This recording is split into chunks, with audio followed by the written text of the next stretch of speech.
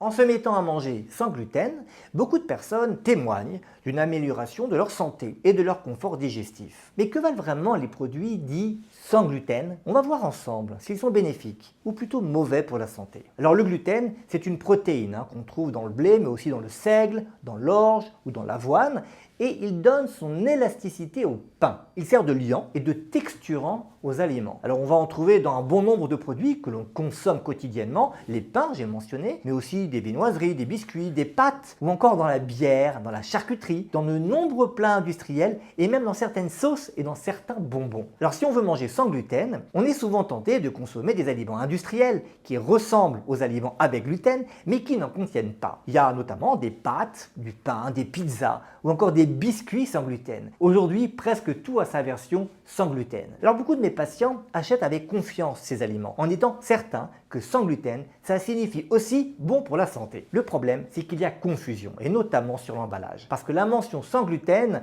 et les logos qui sont associés suggèrent pour beaucoup de consommateurs qu'il s'agit d'aliments très sain. Or, si on fait une petite analyse de la composition, on voit vite que sans gluten, ça n'a rien à voir avec le nutritionnellement meilleur pour la santé. Parce que pour combler l'absence du gluten ou pour compléter les produits, les industriels ajoutent souvent des sucres, du sel, des matières grasses, notamment de l'huile de palme, qui n'est pas franchement recommandée par les nutritionnistes. Et souvent, vous trouverez aussi de nombreux additifs, des épaississants, des émulsifiants, des conservateurs ou encore des arômes artificiels. Et il s'agit donc d'aliments ultra transformés avec des ingrédients dont il est difficile de savoir ce qu'ils font vraiment sur notre corps. Et sans gluten, ça ne veut pas dire sans glucides. Prenons l'exemple des pâtes classiques. Elles contiennent du blé et de l'eau, alors que leurs équivalents sans gluten contiennent à minima 6 ingrédients, parce que la farine de blé est souvent remplacée par de la farine de riz, de la farine de maïs, des fécules et des additifs. Ces compositions en font régulièrement des aliments qui sont assez riches en glucides, qui sont moins riches en fibres et qui ont un index glycémique élevé, c'est-à-dire